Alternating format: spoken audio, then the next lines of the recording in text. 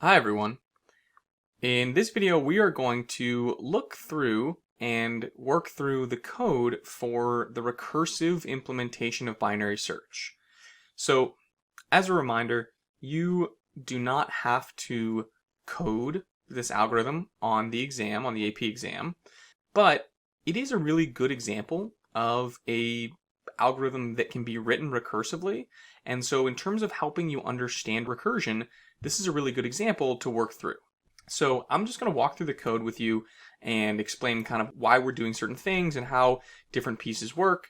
And then you can take this code on your own and play around with it to kind of break it down and understand how each piece works.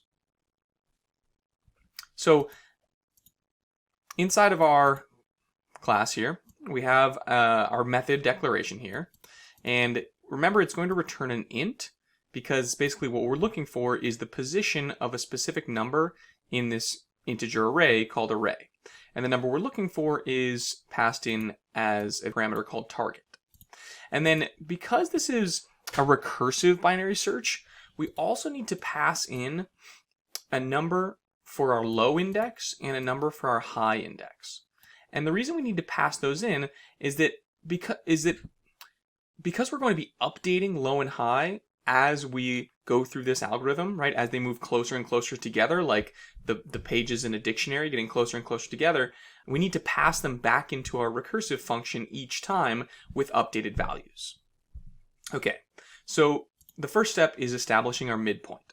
And this is the same as you saw in the pseudocode, mid equals low plus high divided by 2. The next thing we're going to do is check our base case. Remember, every recursive algorithm has a base case, which basically tells the algorithm that we need to stop. This is the point at which we stop running our code.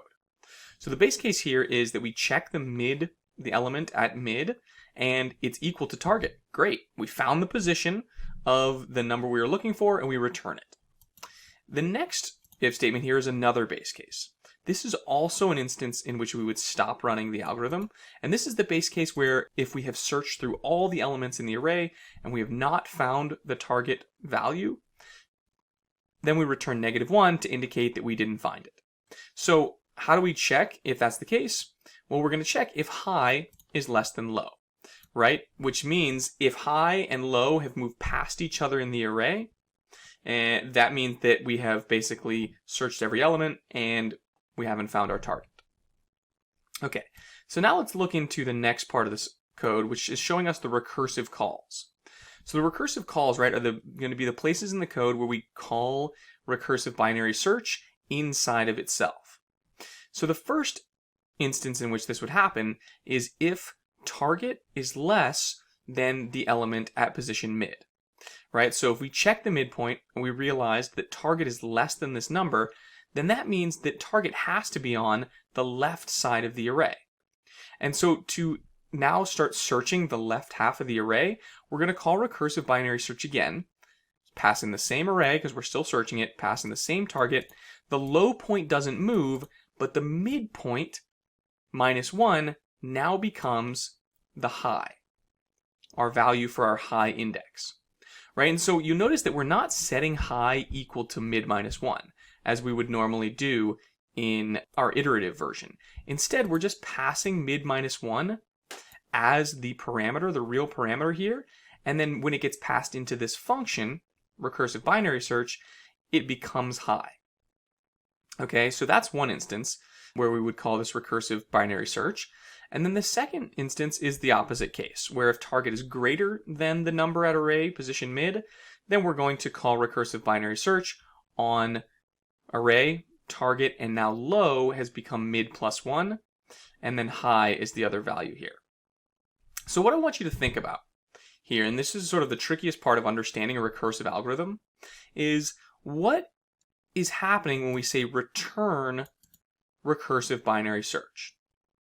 All right, and let's take a very simple example where we're looking through an array that has the numbers 1, 2, and 3. And let's say we're looking for the number 1. Okay, so 1, 2, 3, we're looking for the number 1. We are going to, inside of this method, our midpoint is going to be 2, and target is less than 2, right? And so because target's less, we're now calling recursive binary search. So the thing to remember about recursive calls is that before we can actually return what's happened here, or return and end this original binary search call, we have to finish out this child, or this next call that has been spawned. And so now we're searching through the array, we're looking for the number 1, our low is still position 0, and now we're searching, and our high position is mid minus 1, right, which is now 0 rather. And so as we go into this search, we now have a case where mid is actually going to be the number 0, because 0 plus 0 divided by 2 is still 0. And then at position 0 is our target, and so we now return mid. So this return mid actually jumps and ends up being right here, because that's what this method evaluates to. And then our original recursive binary search call is going to return what was returned by this call, which is position 0, because that's where we found the number 1. Now I know that was a little tricky just to hear me explain it, and so I do want you to try stepping through this code on your own and playing around with some examples. Because understanding recursion is one of those things that just takes practice, and one of the best ways to practice it is to write out the recursive calls on a piece of paper and then figure out what is each call going to return, and then follow that staircase back up to find out what the original value or the original number or the original call of the method returns. All right, so down here in the main method, you have a test case here where we're searching an array with these numbers in it, and let's say we're searching for the number 25. Now, one thing I wanted to point out here is that your starting low is 0 and your starting high is array.length, right? Because we want to start searching the entire array, and then we're going to move those indexes closer and closer together as you narrow in on the position of the value you're looking for.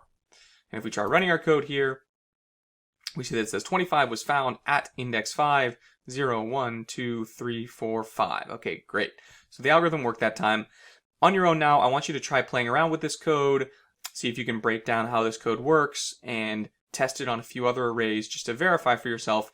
And one thing you can do, which I do recommend, is to add some print statements in here so that you can track mid, low, and high and see how they're changing with each recursive call. All right, that's your breakdown, your rundown of the recursive binary search for Unit 10, Lesson 3.